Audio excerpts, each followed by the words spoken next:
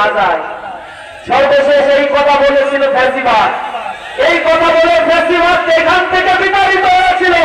যারা আবার ফ্যাসিবাদী মানসিকতা পালন করে তাদেরকে বাংলাদেশ থেকে বিতাড়িত করা হবে। জেনে রাখা উচিত, এই বাংলাদেশের মানুষ জেগে উঠেছিল তখন তাদেরকে রাজপথে প্রতিহত করা হয়েছিল।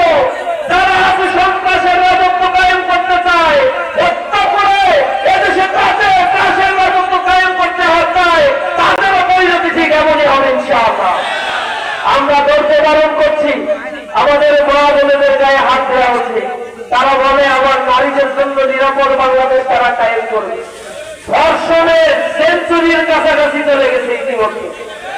তারা মানুষের জন্য নিরাপদ শহরী উপহার দিবে বলে ইতিমধ্যে 226 জনকে তারা হত্যা করেছে। তারা খুলনার সন্ত্রাসের দলে পরিণত হয়েছে। এই খুলনার সন্ত্রাসের দলের জন্য এখন জনগণ লাল কার্ড দেখিয়েছে। তারা যে ফ্যামিলি কার্ড দিতে চায়, এটা ফ্যামিলি কার্ড নয়, গণহত্যার এক লক্ষ চক্রান্ত ছাড়া এটাকে আমরা আর কিছু বলে দেখি। এই দেশ শুধুমাত্র দাঁড়িপাল্লার হাতেই নিরাপদ।